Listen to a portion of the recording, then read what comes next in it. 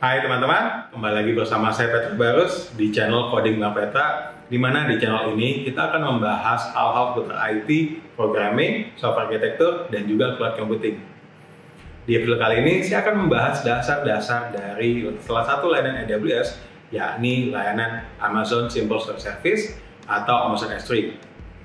Layanan Amazon S3 ini adalah salah satu layanan paling awal dan juga ini adalah layanan dasar yang kegunaannya adalah membantu kita sebagai developer untuk menyimpan berbagai jenis file, mulai dari file-file aplikasi hingga file-file data untuk big data processing. Saya juga akan melakukan sedikit demo untuk membantu teman-teman bagaimana memulai menggunakan layanan Amazon S3 ini. Jadi, tanpa berlama lagi, simak aja penjelasan saya berikut ini ya. Hai, sekarang saya akan memperkenalkan tentang layanan Amazon Simple Store Service atau Amazon S3. Jadi, Amazon S3 itu adalah layanan dari AWS di mana kita sebagai pengguna bisa menyimpan objek dengan fitur skalabilitas, data availability, keamanan, dan kinerja yang terdepan. Nah, Amazon S3 ini adalah salah satu layanan AWS yang paling awal yang diluncurkan pada tahun 2006. Nah, jadi kita sebagai pengguna AWS bisa menggunakan Amazon S3 untuk banyak sekali use case. Misalnya pertama, menyimpan aset aplikasi seperti aset gambar, script, CSS, dan lain-lain. Dan kemudian kedua adalah untuk backup atau restore data dari berbagai tempat. Misalnya kalau kita punya data dari on-premise, atau dari aplikasi, atau dari database yang sudah kita punya di AWS Cloud. Lalu kemudian kita juga bisa menggunakan Amazon S3 untuk disaster recovery. Jadi di mana kita bisa mereplikasi data dari server kita di on-premise atau dari S3 ke region S3 yang lain. Nah, apa itu region? Kamu bisa coba cek YouTube video saya tentang AWS Global Infrastructure. Lalu kegunaan selanjutnya adalah untuk archiving atau pengarsipan. Jadi ini untuk data-data yang sifatnya jangka panjang dan biasanya jarang digunakan. Dan kita bisa nyimpan data-data dengan tipe ini dengan biaya yang jauh lebih murah.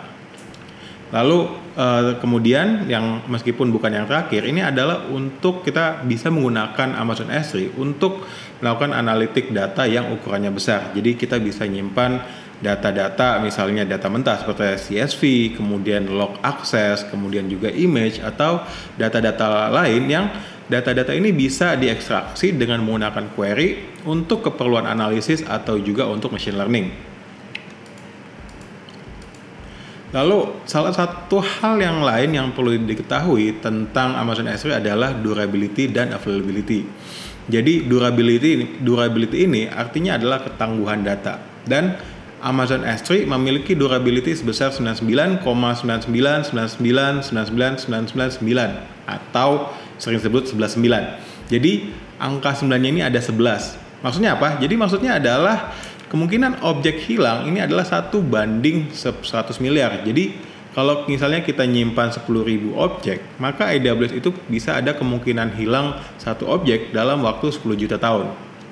Kenapa hal ini bisa dilakukan? Nah, hal ini bisa dilakukan karena begitu kita upload sebuah objek, maka objek ini akan dipecah-pecah dan akan direplikasi ke banyak server yang ada di AWS. Lalu, availability itu artinya kemungkinan dari objek ini bisa diakses. Nah, Amazon S3 menawarkan availability dari 99,5% hingga 99,99%. Jadi, maksudnya 99,99% ini adalah kemungkinan objek ini nggak bisa diakses dalam waktu 1 tahun. Ini adalah sebanyak 52 menit. Tapi meski objek ini nggak bisa diakses, objek ini masih ada tersimpan di server karena memiliki durability yang tinggi. Nah, sekarang kita ada di bagian keamanan. Jadi, bagaimanakah keamanan file-file yang disimpan di AWS? Nah, data kita di Amazon S3 adalah aman dan kita selalu punya kendali untuk melindungi akses yang tidak berwenang dengan berbagai fitur dari AWS, misalnya enkripsi dan akses manajemen. Nah, pertama-tama Amazon S3 ini memiliki compliance untuk berbagai program, misalnya PCI DSS. Kalau misalnya kita mempunyai membangun industri pembayaran, karena PCI DSS ini adalah standar keamanan untuk industri pembayaran.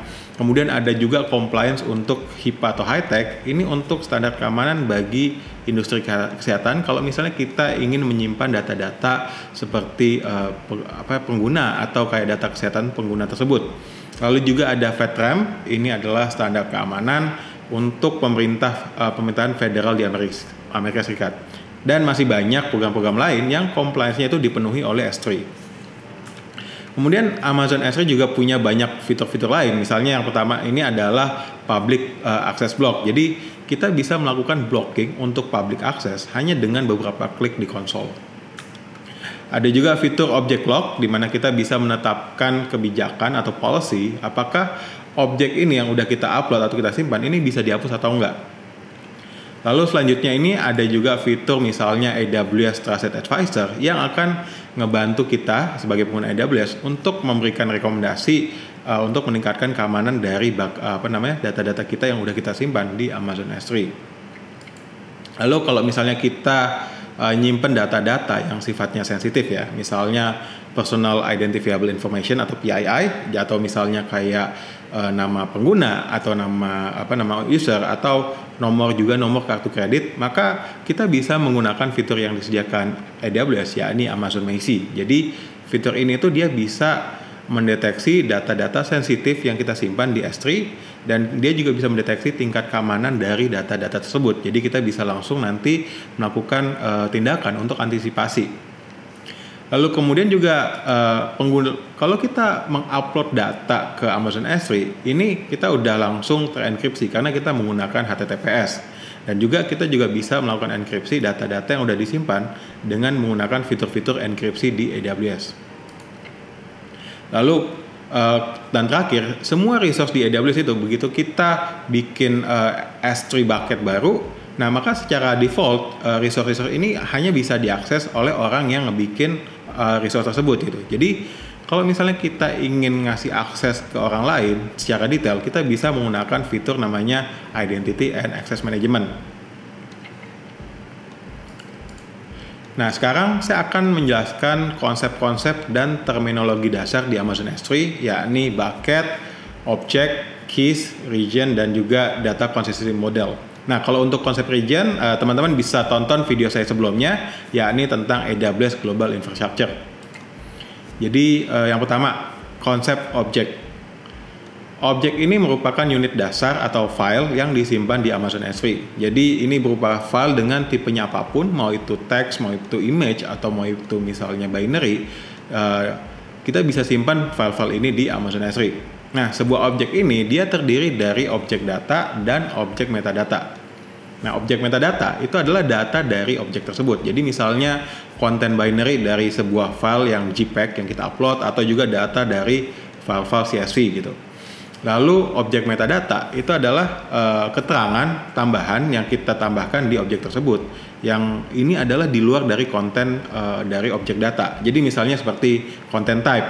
Kan kita mungkin nggak bisa tahu content type itu tanpa kita baca. Nah, kita bisa tambahkan metadata content type ini ke dalam objek dari yang kita simpan di Amazon S3. Jadi misalnya content type-nya adalah JPEG, gitu. Meskipun di filenya itu kita tidak kasih extension JPEG. Lalu konsep selanjutnya adalah yang penting adalah bucket. Jadi bucket ini adalah tempat di mana kita naruh objek atau file di Amazon S3. Jadi bucket ini berada di satu region spesifik. Maksudnya, kalau kita buat sebuah bucket, maka semua data yang disimpan dalam bucket tersebut hanya disimpan di region tempat bucket tersebut dibuat. Jadi kalau udah kita buat sebuah bucket, maka kita nggak bisa lagi ngeganti nama bucketnya dan juga regionnya, gitu. Dan nama yang kita gunakan untuk membuat bucket di Amazon S3 ini adalah unique. Jadi kita tuh kalau kita udah punya ada orang lain yang udah bikin nama bucket sebuah bucket, maka kita nggak bisa lagi menggunakan nama bucket tersebut. Lalu kemudian kita tidak ada batasan berapa banyak jumlah objek yang bisa disimpan dalam sebuah bucket. Jadi kita bisa nyimpan sebanyak-banyaknya objek dalam sebuah bucket. Kemudian konsep selanjutnya adalah key. Jadi key ini adalah identifier atau nama dari objek yang berada di dalam sebuah bucket. Nah, berikut adalah teman-teman bisa lihat format penamaan dari sebuah objek. Jadi formatnya ini mirip dengan URI atau Uniform Resource Identifier. Jadi yang pertama bisa dilihat adalah S3 itu adalah protokolnya, lalu protokol ini diikuti oleh nama bucketnya. Di sini adalah nama bucket, kemudian selanjutnya adalah key dari objek tersebut. Nah, di sini teman-teman bisa lihat adalah key dari sebuah objek.jpeg. Nah, ini key dari objek yang kita simpan. Oke, sekarang konsep selanjutnya adalah data consistency model. Jadi Amazon S3 ini menawarkan strong read after write consistency. Nah, artinya adalah konsistensi ini begitu kita upload sebuah objek baru atau kita modifikasi objek yang lama yang ada di bucket, maka objek baru ini atau objek yang udah dimodifikasi ini bisa langsung diakses. Nah, model konsistensi ini baru diumumkan di acara AWS re:Invent Desember 2020. Sebelum acara ini, model yang digunakan adalah eventual read after write consistency. Jadi maksudnya apa? Nah, beda dengan strong read after write consistency. Eventual read after write consistency ini kalau misalnya kita ngupload file baru atau kita ubah file yang lama, ini file baru atau file yang lama ini nggak bisa langsung diakses, tapi eventually dia akan bisa diakses gitu. Jadi ada waktu antara file tersebut diubah atau diupload sampai kita bisa mengakses file tersebut. Nah, di bagian ini saya akan menjelaskan kelas-kelas dari penyimpanan di Amazon S3. Jadi Amazon S3 itu mempunyai beberapa kelas penyimpanan, dan adanya kelas penyimpanan ini akan mempengaruhi beberapa hal, misalnya availability, performance, dan juga cost dari penyimpanan. Dan untuk tiap-tiap kelas ini mereka punya tipe penggunaan tersendiri. Nah, kita mulai pertama dari S3 standar.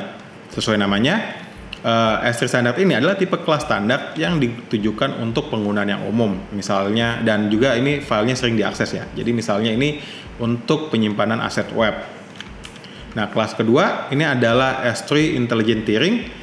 Ini ditujukan untuk kebutuhan kalau misalnya kita nggak tahu pola akses dari data kita di S3. Mungkin kadang-kadang data ini sering diakses atau kadang-kadang data ini jarang diakses. Jadi kelas penyimpanan ini dia akan secara pintar akan memindahkan data-data kita ke kelas-kelas penyimpanan yang cocok dengan tujuan agar kita bisa mendapatkan cost yang lebih efektif gitu. Jadi kalau misalnya data-datanya tidak udah mulai jarang diakses, maka kelas penyimpanannya akan menyimpan ke tipe kelas yang dia akan lebih murah. Dan kelas ketiga adalah S3 Standard Infrequent Access. Jadi kelas ini ditujukan di mana untuk data yang nggak terlalu sering diakses, tetapi ketika kita pengen aksesnya ini bisa didapat dengan lebih cepat gitu ketika kita butuh. Nah, ini cocok untuk misalnya backup atau penyimpanan yang tidak terlalu pendek gitu. Dan selanjutnya kelas S3 One Zone Infrequent Access ini sebenarnya mirip dengan standar infrequent access, tapi dia hanya disimpan di satu availability zones. Nah, masih ingat availability zones itu apa? Kalau misalnya nggak ingat, teman-teman bisa akses video saya, yakni AWS Global Infrastructure. Nah, ini berbeda, kelas ini berbeda dengan kelas-kelas yang lain, di mana kelas-kelas yang lain dia akan disimpan, data-data kita akan disimpan di 3 atau lebih availability zones. Kemudian yang terakhir adalah selanjutnya adalah S3 Glacier dan S3 Glacier Deep Archive. Nah, ini adalah kelas penyimpanan dengan biaya yang sangat rendah, dan ini tujuannya ini adalah untuk melakukan pengarsipan data. Lalu ada juga kelas S3 Outpost. Ini adalah penyimpanan S3 untuk AWS Outpost. Jadi AWS Outpost itu adalah layanan di mana kita bisa menggunakan layanan AWS di lingkungan on-premise kita. Nah, ini untuk ketiga layanan ini saya nggak akan jelasin lebih lanjut ya.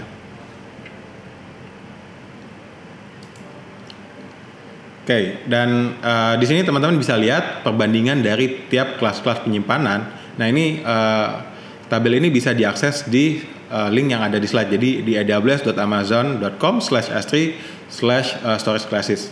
Jadi teman-teman bisa lihat untuk semua tipe kelas penyimpanan, durability-nya tuh masih sama 11.9, tetapi dia akan memiliki perbedaan misalnya di availability, kemudian juga SLA dan AZ penyimpanan. Oke, sekarang saya akan menjelaskan gimana sih biaya-biaya dalam menggunakan Amazon S3.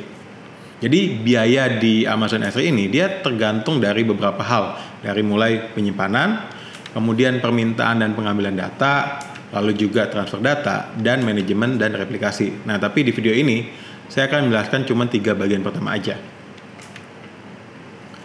Oke, seperti banyak semua layanan di AWS, layanan biaya penyimpanan di Amazon S3 ini juga pay as you go. Nah, kita hanya dikenakan biaya untuk jumlah data yang kita simpan dan nggak ada biaya yang kita di charge di awal sebelum kita nyimpan file yang kita ingin upload gitu.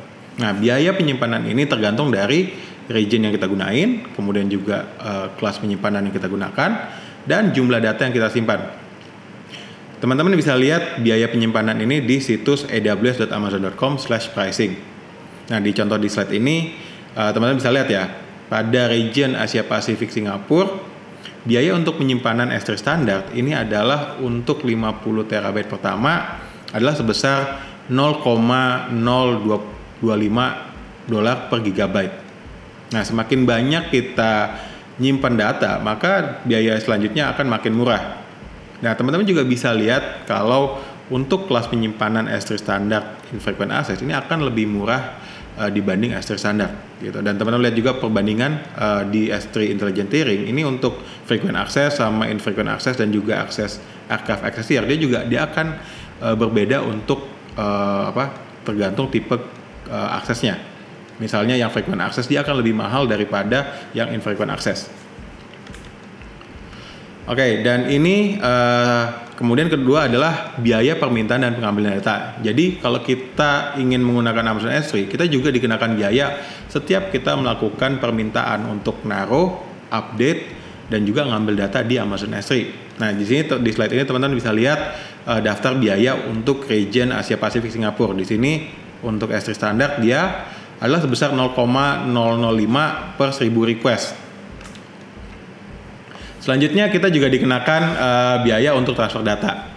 Jadi untuk semua transfer data dari internet menuju Amazon S3 ini tidak dikenakan biaya. Hanya saja untuk data yang keluar dari Amazon S3 ke internet atau ke region lain ini dikenakan biaya. Misalnya di sini untuk 1 GB per month ini masih gratis, dan juga untuk 1 TB per month ini dia dikenakan 0,12 per gigabyte. Nah, sekarang saya akan mendemokan bagaimana mulai menggunakan Amazon S3. Jadi di sini saya udah punya masuk ke AWS Management Console. Di sini saya cukup masukkan S3. Nah, kita sekarang akan melihat tampilan S3 yang nanti kita bisa lihat di sini. Dia akan melihat memperlihatkan list bucket yang kita punya. Nah, di sini saya akan melakukan create bucket. Nah, misalnya saya bakal membuat nama bucket yang asal-asalan ya, misalnya coding bareng Petra demo 1. Nah, jadi kalau kita udah gunakan nama bucket ini, nah nama ini tidak akan bisa digunakan lagi. Nah, kecuali kalau kita hapus. Oke, ini kita bisa pilih block all public access, atau misalnya kita bisa pilih tergantung public access yang bisa kita sediakan. Kemudian kita bisa milih bucket versioning, ini apakah file-file yang kita timpa ini nanti ada punya version atau enggak. Nah, di sini kita bisa pilih juga server side encryption ada atau enggak, dan ada beberapa setting-setting yang bisa kita tambahkan. Misalnya di sini object lock kita disable atau kita enable. Nah, di sini saya akan melakukan yang default. Nah, di sini akan saya lakukan create bucket. Di sini saya akan region yang saya pilih dia akan ada di US East 1 atau di North Virginia. Nah, tapi kita juga bisa kalau kita mulai bikin bucket baru, kita bisa pilih di region lain. Cuman kalau di sini kalau kita udah bikin di US East 1, kita nggak bisa lagi mengubah region yang ada. Kita nggak bisa lagi mengubah region yang kita gunakan. Nah, sekarang saya akan mencoba mengupload data. Di sini saya masuk ke Petra Coding bareng Petra demo 1. Di sini saya klik upload. Nah, di sini saya bisa meng-add sebuah folder atau saya bisa meng-add beberapa file. Saya akan add beberapa file di sini. Misalnya saya add sebuah screenshot gitu.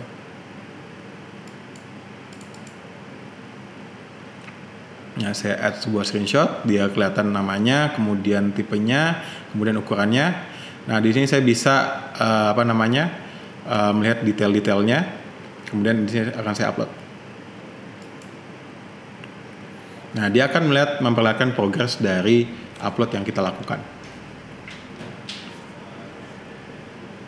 Nah, sekarang uploadnya ini udah selesai dan kita bisa melihat file-file yang ada di bucket tersebut. Nah, kita bisa lihat ada di sini ada satu file yang ada di bucket. Ya, ini screenshot yang udah kita upload. Di sini kita bisa membuka file tersebut. Kita lihat data-datanya, jadi ownernya siapa, regionnya siapa, kemudian kapan dia dimodifikasi terakhir, ukurannya berapa. Kemudian di sini kita bisa juga untuk download file yang udah kita upload. Nah, di sini kita bisa lihat ganti storage class-nya juga, kita bisa edit tergantung storage class yang kita butuhkan. Misalnya di sini standar untuk yang data-data yang sering diakses, kemudian juga standar infrequent access, dan ada teman-teman bisa lihat beberapa kelas-kelas yang lain.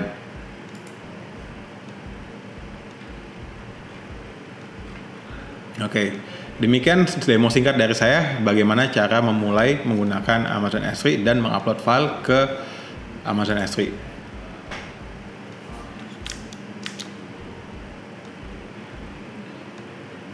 Demikian penjelasan singkat saya tentang dasar-dasar dari Amazon Simple Storage Service atau Amazon S3.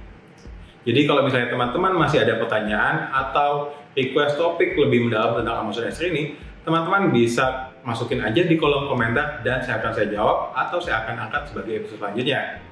Jangan lupa like dan subscribe untuk mengetahui episode selanjutnya dari channel Coding Bang Peta. See you in the next episode ya. Bye.